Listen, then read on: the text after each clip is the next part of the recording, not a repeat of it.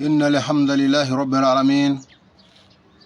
Ishimwe ikuzo icyubahiro bya Allah subhanahu wa ta'ala, amahoro n'imigisha bisesekare ku basozereje intumwa n'abahanuzi Muhammad we nabiwe abamukurikiye ndetse n'abazakomeza kumukurikiza kugeza ku musi w'imperuka. Abanyarwandakazi inshuti bavandimwe, nifuje kuza kuganira namwe ku kibazo ntekereza ko cyaba gikomeye, ikibazo FPR inkotanyi zashyize abanyarwanda muri wasiwasi, zishyira abanyarwanda muri wasiwasi, zishyira abanyarwanda mo mbese zibakuramo icyizere, zibashyiramo urwikekwe. Ni ibintu rero bibabaje kandi biteye ubwoba, kuko usanga nyine imibanire yacu nk'abanyarwanda byaba uyu munsi ndetse n'ejo hazaza bizaba bikomeye cyane, kubera ikibazo dukomeye cy'inkotanyi mu by'ukuri zazanye mu gihugu cyacu. Inkotanyi zazanye mu gihugu cyacu amacakubiri akaze cyane, akomeye cyane, ku buryo rwose ubu ngubu abanyarwanda urwikekwe rwabaye rwose. Nje rero ahangaha nje kuvuga, hari ikiganiro numvishe kuri kanale ya Theoneste, bayita Turwanya Kanduyi TV. Rero hari amagambo yavugiyeho, ntago nje kumunyomoza, ahubwo nje kugira ngo gusa ngewe ngerageze kuvuga uko mbona ibintu, kandi no kugira ngo nanone n'urwo rwikekwe narwo rube rwagabanuka mu bantu, kuko urwo rwikekwe narwo ruri mu mpamvu nyinshi zituma abantu badashobora kugera ku ntego, kuko kubera nyine urwo rwikekwe. Nanone ndaza kuvuga no ku bandi banyamakuru mu Rwanda nka Karegeya, Kenisi, hari ibyo bagiye batambutsa, cyangwa se nuko sanzwe mbizi mu gihugu. Ndabivuga rero mu buryo butarambiranyije cyane, mu buryo budatwara umwanya munini cyane, mu nyihanganire, ariko njye mbonye ko ari ngombwa kugira ngo iki kintu nkigarukeho. Rero umuvandimwe Theoneste yibajije ku muvandimwe uherutse guhunga witwa Jean Pierre, wakoranaga na Kofi. Noneho akavuga ati kuki uyu muntu mu gihe gito yaje akavuga amagambo nk'ayo nzi, hanyuma agasubira hariya hantu, agasubirayo kandi yaraje ahahunze. Buriya sigatumwa, buriya mbese urwikekwe nyine murarwumva, urwikekwe. Ngewe rero hari ibyo mbona bitari byo, ndetse navuze ko ashobora kuba yaba ari no mu bagambaniye Kofi, ariko ngewe ndashaka kuvuga uko mbona ibintu, kandi ibyo mbona ntago mbona ko ngewe bitandukanye n'ukuri cyane. N'abandi nyine afite ubushobozi cyangwa se uburenganzira bwo kwibaza, ariko mu by'ukuri ngewe ko mbona ibintu nuko rero munkurikire mwumve. Jean Pierre ntago ngewe muzi mu by'ukuri mbere yuko akorana na Kofi, batangiye gukorana naravuye no mu gihugu. Ntago rero Jean Pierre navuga ko muzi mu by'ukuri, ku buryo navuga ngo ndamuzi neza amavu n'amavuko, nkavuga ngo natera agati akanaka, oya. Gusa uwo nzi ni Kofi nawe ntago tuziranye nk'abantu babonanye gutya imbona nkubone, oya. Kofi tuziranye ku buryo twavuganaga kuri telefone cyane, ndetse cyane rwose twaravuganye. Ibyo Kofi navuga ko tuziranye, muzi. Burya kumenyana n'umuntu ntago ari kuba muziranye gutya fizikoma. Kumenyana n'umuntu ni ukuba nyine donc waraganire nawe, warubisha ibiganiro bye, donc uzi imitekerereze ye. None iyo wongereyeho kuganira nawe birushaho kumumenya. Rero mushobora kuganira muri kumwe cyangwa mutari kumwe, wenda iyo muri kumwe urushane kumumenya neza, ariko niyo mutari kumwe ukamwumva, uko muganira, uko musubizanya, donc uwo muntu mwamuziranye mu by'ukuri, ku buryo ibitekerezo bya Kofi ngewe navuga ko nari mbizi, n'uburyo yari ahagaze nari nkuzi. Donc navuga ngo Kofi rero we navuga ko muzi. Noneho rero kuba uyu mwana Jean Pierre yarakoranye nawe, yarakongereranye na Kofi ibiganiro nkumva uko yavugaga n'iki, donc byatumye nawe murespa, donc mbese numva ari umwana, donc nishimiye nkurikije uko numvaga mubaza, nishimiye numvaga vitesse afite, donc nkumva mbese ubwo nyine ko ari abantu bafitanye relation, kandi nanone nkumva ko mbese ari umuntu, donc nkurikije ibyo yamubazaga n'iki, nkumva ko ari umuntu wagira ikintu wenda cyo kugira ukuntu amwumvamo ukuntu. Mais noneho rero igihe cyarageze, murabizi Kofi yaje kuburirwa irengero, aburiwe irengero. Rero uyu mwana nawe aza gufata icyemezo cyo guhunga, donc mu gihe yatekerezaga gufata icyemezo cyo guhunga nibwo njyewe nabonye nimero ye, hari umwana biganye baziranye nange tuziranye, nyine yambwiye ati hari umwana umeze ukuntu ati wamugira inama ki, ndamubwira nti ati ndabona ati yatangiye kugira ubwoba ko ashobora kuba donc yagirwa nabi, byagira ukunguku. Noneho ndamubwira nti okay, ubwo ngubwo nagerageza nyine ahunge, ubwo nahunga nyine nge nta kindi mfite ko cyo kumufasha, uretse gusa nyine kuba namuorienta aho azaba ari, nkamuhoza wenda n'abantu. Niba byigero biriya abantu bashobora kuzira byinshi, nanjye hari ibintu ushobora kugwamo, kuko Muhima yakiriye Jean Pierre ari njyewe ubimusabye.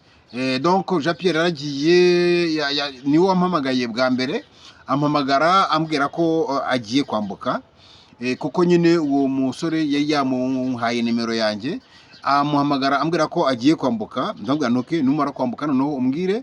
Amaze kwambuka nahamagaye na babiri, nuko umwe hari uwo nahamagaye, umwe sindi bumuvuga izina, umwe naramuhamagaye yari yegereye nyine aho yari yambukiye, noneho muhamagaye nawe ambwira ko baranavugana nawe, ariko kandi none mbwira Muhima, hanyuma rero Muhima vraiment nk'umuntu Muhima buriya ni umuntu nge mbona ko ari umuntu vraiment uri efficace, afite efficace, donc ni umuntu kuko aratabara ku buryo buhagije, atishingiye ibindi, yaba akennye yaba adafite, donc ni umuntu utabara, mbese ubona ko gutabara ari ibintu bimurimo cyane, kuko murambizi ko yakoze, ni nawe wafashije mu kuyakirira abana no kubageza aho yagombaga kubageza.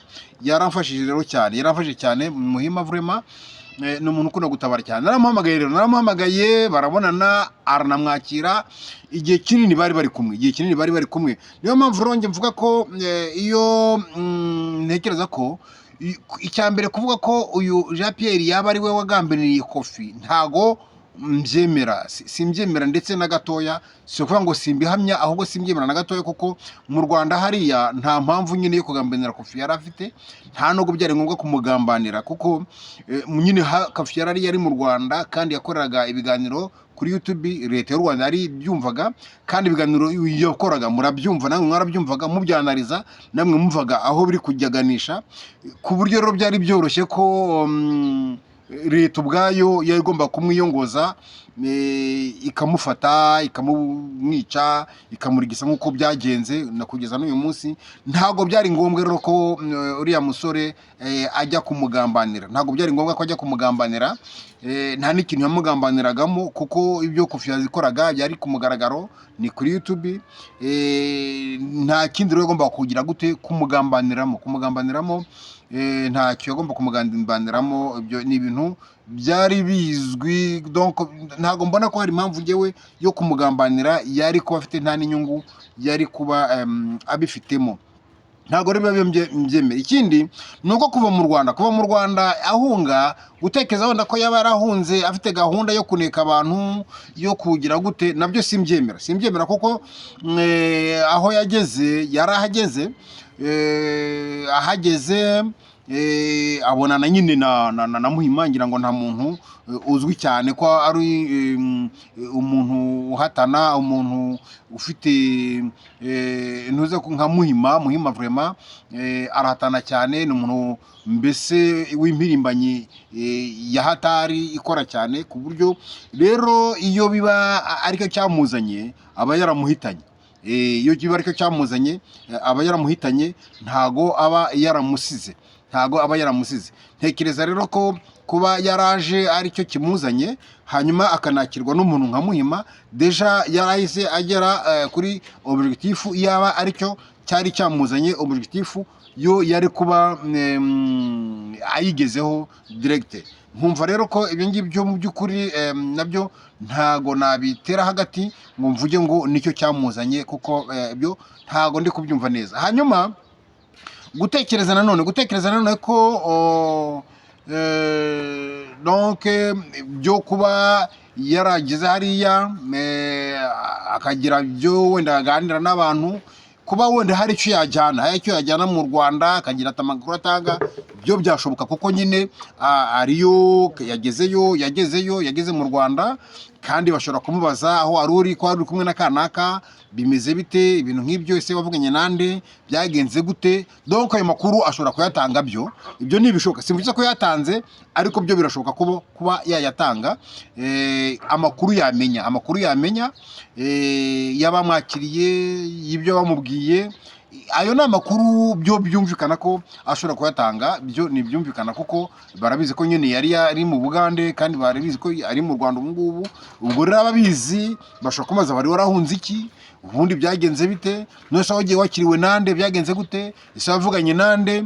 Iyo eterogatwari yo rwose yayibazwa. Ikindi nuko ku mpamvu rero zo gusubirayo, donc navuga ngiye ko ibintu mu Rwanda hariya abantu bo mu Rwanda ni abantu nyine bafite ikibazo kandi gikomeye. Bafite ikibazo nyine, icya mbere ni ry'iterabwoba nyine FPR yashyize mu Banyarwanda, ibyo murabizi. Noneho no kutegirira icyizere. None nagira ngo mbabwire ko mu by'ukuri uburyo uriya musore yari yasohotse, murabizi kanare ye murayibona, iriya kanare ye ntago byari ngombwa ko abantu bamufasha, ntago byari ngombwa ko ubundi ufite kanare nk'iriya, donc ifite ikurikirwa kuriya, yinjiza abantu kuriya, ntago biba ngombwa none abantu bamufasha nyine agihunga, kuko abatari SRE ayihunga mu kumufasha kumorienta kugira gute, ariko ntago ari ngombwa ko abantu bagira icyo bamufasha mu kumuha uburyo bwo kubaho n'iki byose. Nubwo babikora wenda kigerayo, ariko ntago ari ngombwa ko bakomeza kumufasha igihe kirekire kubera impamvu zikurikira. Kubera ko iya kanare ye uburyo ikurikirwa, ni kanare byibuze idashobora kubura amadolari 500 mu kwezi, ntabwo ishobora kubura amadolari 500 mu kwezi. Rero ayo madolari 500 mu kwezi ni amadolari atari makeya, atananirwa gutunga umuntu hano muri Afurika. Wowe amadolari 500 aha muri Afurika, nkeka ko wabura umukire cyane, amadolari 500 birenga by'amanyarwanda muri Afurika. Ahangaha wabura umukire rwose, ntago rero byari ngombwa, si ngombwa ko asubira mu Rwanda ngo ni ugutinya inzara, kubera ko nta nzara ashobora guhura nayo na gatoya, nkurikije uko kanare ye nyibona. Buriya nshobora kubona kanare nkavuga nti uyu muntu ashobora kwinjiza byibuze amafaranga angana gutya mu kwezi, nkayamubara rwose, kandi ugasanga ntibeshye cyane. Donc maximum kanare ye ntago ijya hasi, bayimukurikira ntago bakunda kujya hasi mu 10. Rero iyo abantu bakurikira bangana gutyo, ubu uri capable yo kubona byibuze yuko ikiganiro kimwe wakora cyabona amadolari 30-25. Ubwo rero urumva ko umuntu winjiza do kubona ayo mafaranga agishobora no kwinjiza 40, agishobora no kwinjiza 50, ntago yabura rwose ayo madolari, ntago yayabura na gatoya. Niyo mpamvu rero mbona ko urwitwazo nawe yagira rwo kuvuga ko yasubiriye mu Rwanda kubera inzara, ntago byari byo, ibyo ntago nabyemera. Ahubwo icyaba kiriho nk'uko umuvandimwe yabivuze, kuba afite umugore, kandi uwo mugore wenda bakaba badahuje amateka. Nacyo ni ikibazo nkurikije uko muvandimwe yagisobanuye, kuko buriya nyine rwo rwikekwe, kuko iyo tuvuze ngo yashatse umugore w'umututsikazi iki, donc ibyo nyine babyumvikana, nyine biba byumvikana ko abatutsi cyangwa se n'abatutsi, mbese abatutsi abahutu bafiteho ikibazo, kandi abatutsi nabo babyumva, niba bagira ikibazo bajya bumva ko ari ngombwa, bajya bumva ko ari ngombwa, kuko ubwo buryo nyine FPR irabukoresha.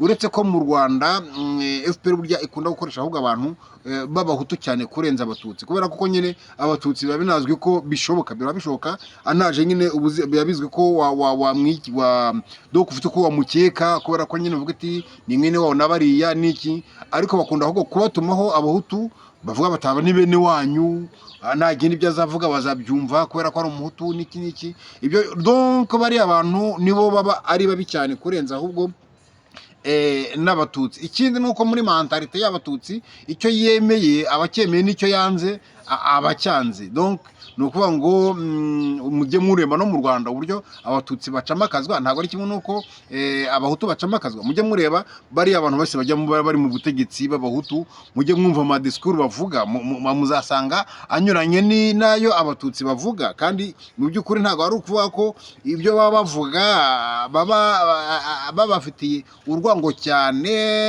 kubera kurenza uko nyine abandi bari kumwe muri izo nzego b'abatutsi bavuga. Rero ibyo byose biba biterwa n'iki? Biba biterwa n'uburyo nyine bwo gucamakazwa n'iki.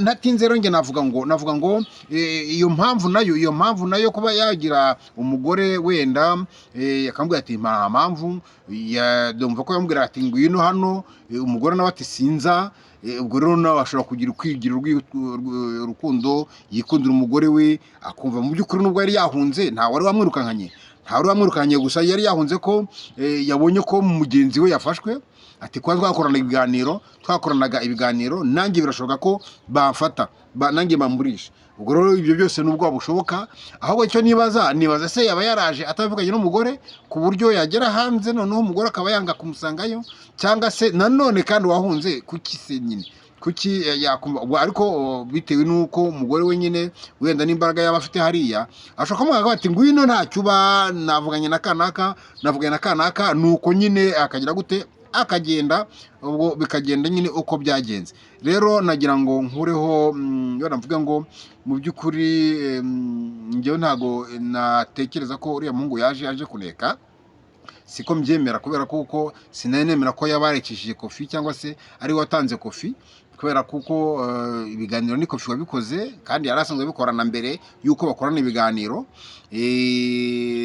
Mbere tuganira nabo ni mu Rwanda, navuye no mu Rwanda atarashinga channel ye bwite, yakoraga kuri kanali z'abandi, ariko nkumva ibiganiro avuga, nkumva ni ibiganiro biri efficace, biri politique, bijimije cyane. Ndamuhamagara turaganira, akajya ampamagara akambwira ati wowe uri giharamagara, ati wowe naramusabye tuzavugane, tuzansure, ati rwose uzambabarire tuvugana gutya, ariko hatazagira umuntu usanga ndi kumwe nawe. Mbese yaramfitiye ubwoba cyane, vuga ati ibyo uvuga ni ibintu bikaze cyane kandi ni ibintu biri byo, ariko nanone ntago mbona ati wowe rwose wowe bazakwica.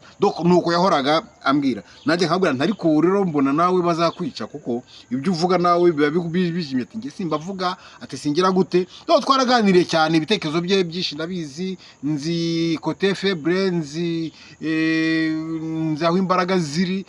Donc ndamuzi Kofi, navuga ko muzi ko twaraganiriye byinshi kandi bikomeye cyane. Rero ngira ngo umwanya ugiye kumbana muke, ntavuze no ku bandi, no kuri nari navuze ngo ndavuga no kuri Karegeya mu minsi yashize yavuze kuri iriya nyandiko y'abari abanyamakuru bo mu mahanga banditse ku Rwanda, avuga ko bavugamo uwitwa Byasi, nyine baramuvuga, avuga ko Byasi nyine ngo yamubwiye ko ngo areke gushyirira mu gifu, areke gushyira. Donc uruvuga ngo uko yabivuze byumvikana ko Byasi ari ukuntu yari asanzwe azi Karegeya, mu buryo nyine yari umuntu utashyirira mu gifu. Ibyo rero nashaka kuvuga ngo Karegeya ntago navuga ko muzi cyane, kuko Karegeya nawe twabonanye bwa mbere, nyine tuziranye nawe nzi, kuri channel nyine. Donc murabizi yanje gukorera ku channel menshi cyane rero iyo namubonyeho cyane kanari yitwa Umuryango TV yakoranaga rero n'umusore nibagiye uko yitwa bakunda korana ibiganiro bikabije bikomeye cyane bo nkumva rero imitekerereze y'inkumva iki tuza guhurira muri Ateroma twagiye guhamba umuvandimwe Ntwari Williams. Ubwo rero twagiyeyo duhurirayo niho twavuganiye ararambwira ati nzagusura we yarambwira rwose ati nzagusura hanyuma nyine ntago byaje kuba kubera impamvu ariko yari yabimbwiye ati ngewe nzagusura mbo hanyuma rero navuga ngo Karegeya rero ntabwo navuga ko muzi ariko navuga ngo iyo buryo wumva ibiganiro by'umuntu ukuvuga umuntu avuga donc usa nkaho umuzi uramumenya navuga ngo nawe afite hari ukuntu anzi yego wona hago tuziranye nako tuticaranye ngo tuganire tugire gute cyangwa se ngo duhamagarane cyane ku ma telefone tuvugane duhane ibitekerezo ariko navuga ngo ndamuzi nkurikije ibiganiro akora nkurikije iki navuga ngo ndamuzi rero iyo murebye nsanga koko atari umuntu wo kubika ubwenge mu gifu nk'abandi bose gusa nkuko bisanzwe nyine mu Rwanda abanyamakuru mu Rwanda baba basanzwe bafite ukuntu bakwepana nyine n'abari abagabo barabazi neza kandi mujye mwumva ibyo bavuga nabo baravuga nyine donc nafasha kuvuga no kuri Kenisi donc buranje umwuga w'abanyamakuru na kera ntarajya muntuze ntarajya kuri kanare ngo ntangire mvuge ngaragaze ibitekerezo byanjye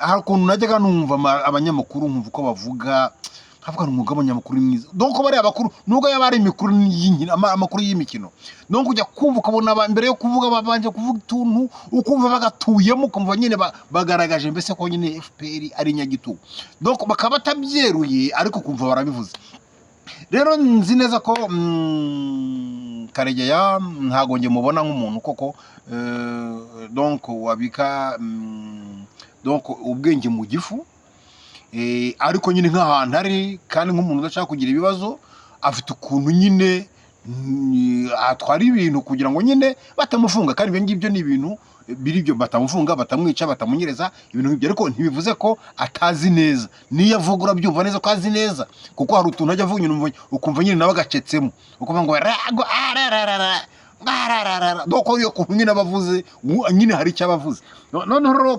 Kenisi ni inyenzi nyayo ni inkotanyi nyayo ariko kandi nanone biri arabizi neza ko igitugu cya FPR nawe arakizi neza kuko mujya mwumva ajya korana n'abanyamakuru wenda navuga ko badacinya inkoro nkawe ariko bakanamucaraginga bakamubwira nka Mutabara kamujya mu ukuntu amubwira akumva afite donc afite ukuntu ajya ariko nawe ntago amurenganyiriza afite ku buryo ashobora kujya kuri kote ya FPR wenda bitanamurimo ariko kugira ngo nyine akomeze yikorere radio ikore ibicuruzwa bye bikomeze bigende gusa wenda hakazamo ibitekerezo bikeya byo gukabya gucamakazwa kubera kuko mu by'ukuri ubutegetsi buzahinduka ntago ari gitangaza n'ibintu agomba kumenya ko buzahinduka ubwo rero kuvuga ngo bikurikije nuko yitwara bigaragara ko nanone bihindutse nanone nyine nawe byamuhindukana kubera uko yitwara nyamara hari ukuntu yashobora kwitwara ukundi hari abandi bantu bafite amaradiyo nk'Isango Star donc umuntu chef w'Isango Star ashobora kuba n'abari inyenzi ashobora kuba n'umuntu w'inkotanyi cyane ariko ntakunda kuvuga buriya rero si gitangaza ko n'ubutegetsi buhindutse Isango yakomeze gakora bite nuko nyine nyirayo ntago yigeze nyine yivanga ngo donc ubu ntavuga havuga abanyamakuru gusa ariko Kenisi ni boss ariko n'umunyamakuru avugwa henshi donc arazwi cyane kiragute donc usanga abandi n'abahagara ibyo binyamakuru tuvuge nk'ubwo ntago wambwira ngo ese umunyamakuru wa Radio 10 uramuzi ntago muzi umunyamakuru w'Isango Star ntago muzi ariko mu by'ukuri barahari donc izo radio rero zishobora gukora ariko Radio 1 amahirwe yo komeza gukora mu Rwanda yaba makeya cyangwa se yakomeza gakora ariko Kenisi akaba yakanirwa nawe urumukwiye nkuko yagiye agaragaza ibitekerezo bye nyine ko abagamiye kubwicanye bukomeye navuga rero ngo wenda ikiganiro kirangaha burije gusa icyo navuga nuko nifuza kubateguza ko ejo cyangwa ejo bundi nzaba ikiganiro nzavuga ku bijyanye n'abayisilamu n'ubuyisilamu mu Rwanda. Donc nzavuga donc mwabonye mu biro no misi mwumvishe ko abayisilamu barakabije basenze Kagame bikabije, bamugira imana, bamugira ikigirwamana. Nzabivugaho rero, nzabivugaho ni ibintu, ni ikiganiro kizaba kivuga ku buyisilamu ariko kigaragariza buri muntu wese.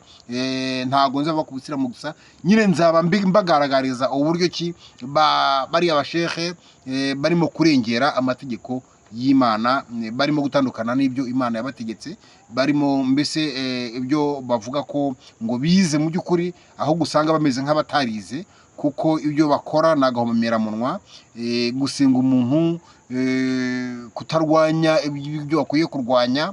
Ni ibintu rero nifuza kuzavugaho kugira ngo ejo nimvana hano ku isi nzave ku isi ariko mu by'ukuri nagize icyo mvuga. Ikindi nuko nkuko navuze abana banjye bo bari mu kaga gakomeye cyane, ngo wenda nabwo ejo ninjya gutangira ikiganiro ngira ngire icyo mbivugaho. Amasaha aragiye ariko abana banjye rwose bari muri torotire ikomeye, donc babuje kuvuga.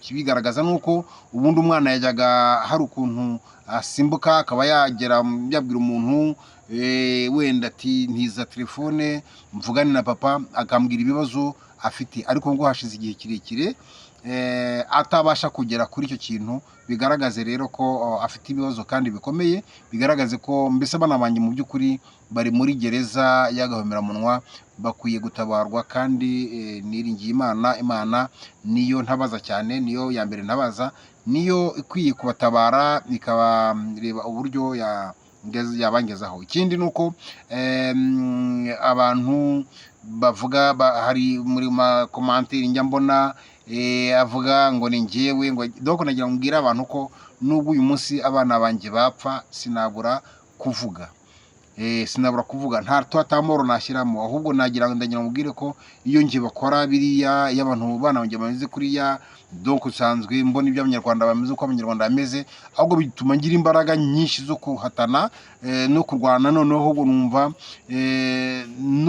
donc noneho narenza n'aha ngaha nkaba nafata n'urundi rwego rwo guhatana rurenze urunguru nkoresha, kubera kuko mu by'ukuri urunguru nkoresha yego narwo nirwo, ariko n'urwego mbona ko ruri hasi cyane, mu buryo rero mbona ko ahubwo hari n'urundi rwego nakoresha rutarunguru. Murakoze rero, murakarama, kandi Imana ibishimire. Turi kumwe na hejo cyangwa ejo bundi. Murakoze.